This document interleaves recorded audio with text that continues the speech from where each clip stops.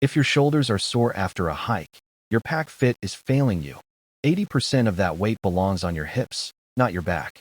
Most beginners let the shoulder straps take the load, compressing the spine and fatiguing the trapezius muscles.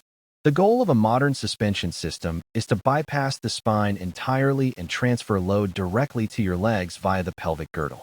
This mechanical advantage starts before you buy. Your total height is actually irrelevant. A 6-foot hiker might have the same spine measurement as someone who is 5'5". You need your specific torso length.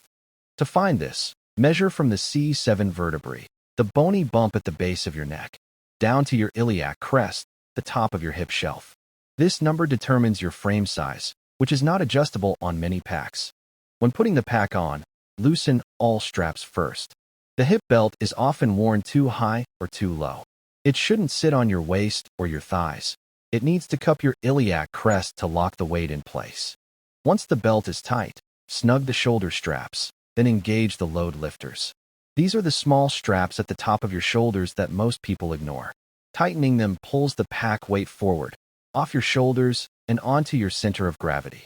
Ideally, these load lifters should form a 45-degree angle. If they are flat, your pack torso setting is too long. If they pull down sharply, the setting is too short, and you're losing suspension benefits. Finally, the sternum strap. This is not for weight bearing. Its only job is to keep shoulder straps from sliding outward into your armpits. Over-tightening this restricts chest expansion and makes breathing harder on uphill sections. Now that it fits, don't overfill it. A common trap is buying a do-it-all 65-liter pack for day hikes. Parkinson's law applies to hiking. If you have the space, you will fill it with heavy gear you don't need. Stick to these capacity guidelines to keep your weight manageable. Using a 60-liter pack for a 4-hour hike is overkill and shifts your center of gravity unnecessarily backward. The verdict? Don't get upsold on fancy ventilation meshes or pockets if the basics aren't right. A $150 pack that matches your torso length will always outperform a $300 pro-level pack that sits 2 inches too low. Measure your torso today.